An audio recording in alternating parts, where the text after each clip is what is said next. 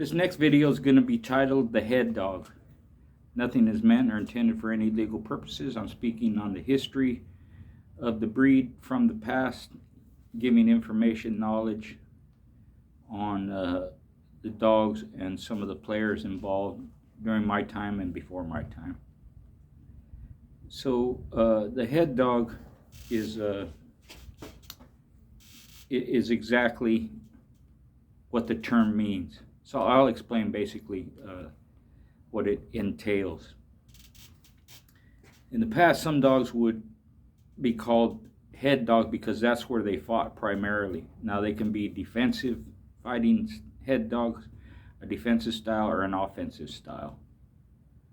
The head entails the top of the head, the side, sometimes the ears, but there's also and the muzzle, bottom jaw, the whole head. But generally when you say head dog, it means they're fighting the head part, the top of the head, the side, like that. But because there's also a definition for the style of ear dog, or muzzle dog, or bottom jaw dog, or face dog. So for a dog to be called a head dog, they would primarily fight that area on top of the head.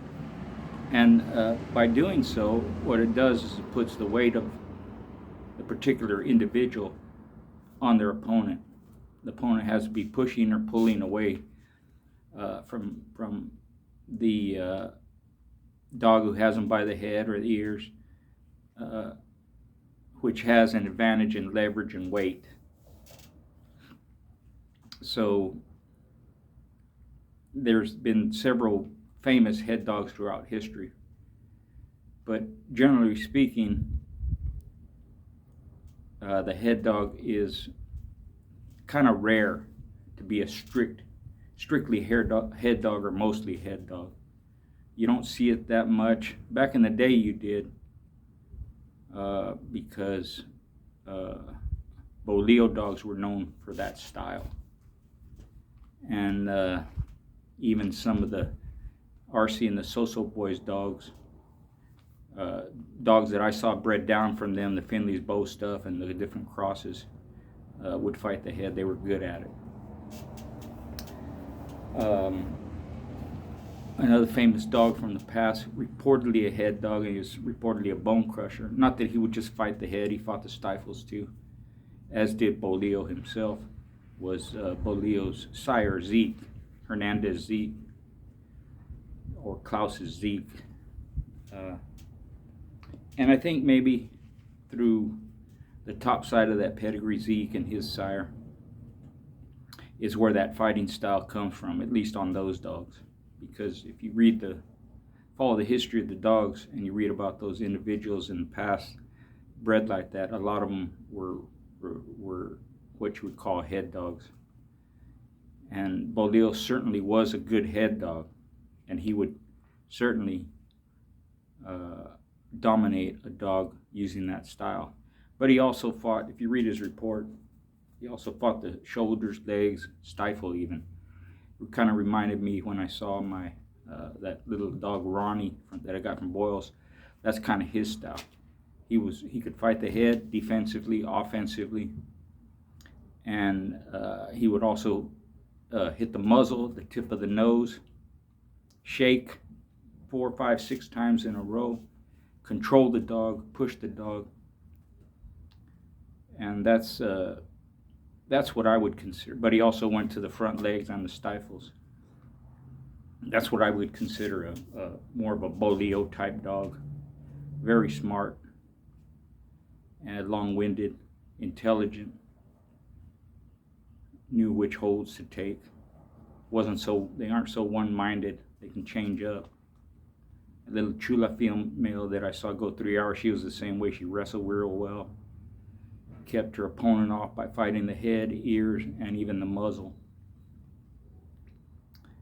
So some other famous dogs in the history of the breed would be Robert T., who was a 9-time winner, 1-time loser, known to be a head dog. Corvino's Braddock, 14-time winner, reportedly.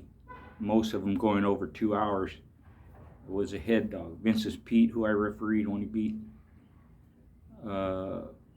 Tito and the local boys champion Ninja. He was a good head dog. Now he fought other places too. His breeding is basically Carver, Klaus, Boleo. So he had that head fighting style where he could hit the muzzle, the top of the head, the ears and all that. But he would fight rough as well. Just a good example of that head fighting style. Cat and Company's Sammy, excellent head dog, 2-time winner, won in 40 minutes and an hour and 2 minutes, I think. Excellent head dog. It saved him in his match, 40-minute match, because he got hit in the shoulder, opened a big old hole in his shoulder that was leaking. Kind of threw him off balance, knocked his equilibrium off. But he fought that head and outgutted the other dog and won on heart. Second match, real stylish. Fought the front legs too, but real good on the head and ears. Just kept the dog out. So he fought Jesse S., some of that old Ed Crenshaw, hog dog stuff, Mason's hog dog, which was a rough dog, shoulder stifle dog, and Sammy just kept him out with his head and ear holds, and then he would shake the front legs when he had a chance and outgame that dog too. So you have the offensive style where they grab the head or the muzzle face, whatever it is, and they push going forward, keeping the dog off balance. The dog's trying to push against it, can't grab nothing. You can't do nothing, especially if they're on the muzzle. They're basically incapacitated. And then you have a defensive type where they move around in circles or back and forth.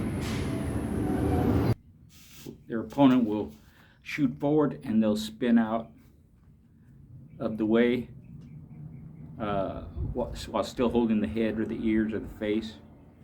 Or the dog, their opponent will push forward and they'll actually back up and lean over the top of the dog, putting their weight on them, where the dog can't.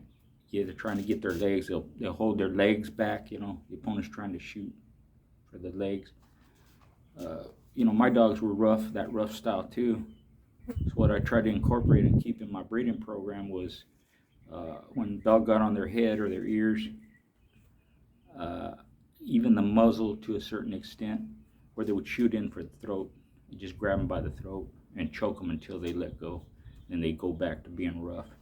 But it's a difficult style to deal with if you don't have an experienced dog that knows what to do when a dog gets on their head. Sometimes it's just a matter of overpowering that head dog and punching holes in them. But a lot of times it takes good wrestling ability yourself, and sometimes hitting that throat, or they would have to get real high up on the shoulder, almost by the neck, right? If they were strong enough and fast enough, they shoot in for the shoulders or even the stifle. So that's the difference between a defensive, offensive style of head dog or style of fighting. And the same dog can use both in the same event at the same time, right? They can maneuver, move their legs out of the way, back up, use their weight as leverage, or they can push forward, shake, and sometimes when they're backing up, they're shaking too. They can push forward, keep them off balance that way, actually push the dog all the way to the ground, and then shake them by the head. Sometimes they bang their head on the side of the box or on the carpet. It kind of be, if you think about Muhammad Ali throwing a lot of jabs, moving around a lot, that's what they do. They maneuver. And conditioning comes into play too, which, if you're speaking of Boleo dogs, they had good natural air.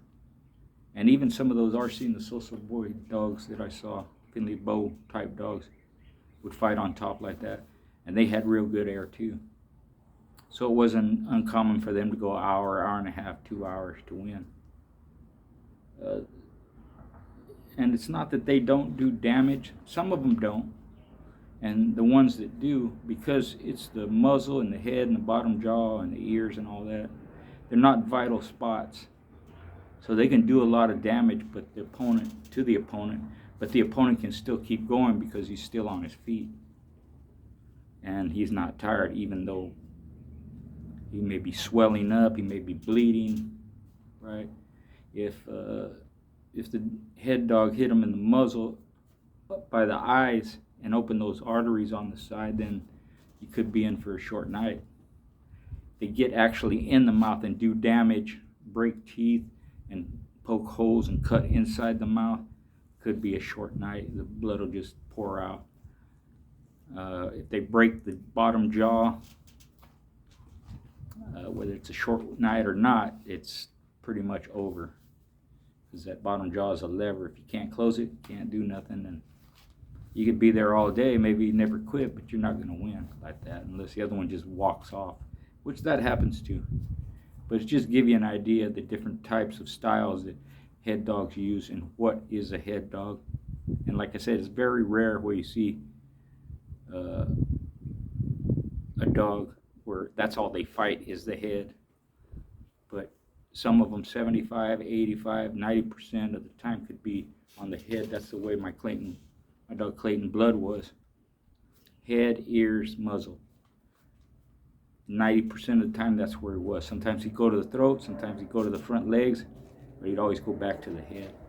And have those slick moves, tail touch the box and he'd spin out. Sometimes he'd walk with his back legs along the wall, opponent push him into the corner, he'd spin out of the corner. Or actually prop his back legs up and walk out like that. It's a sight to see. Real fast, real game, scratch hard, and real hard for even a real good dog to do anything about it because they're being controlled by the head, which that's the mouth is attached to that, and they need their mouth. They can't use it. They're basically nullified. So that's a little bit about the head dog. Everybody has their opinion on what one is and what isn't. Different styles of even head dogs. Another one of these short videos in that series, and I got some more coming up. Thanks for watching.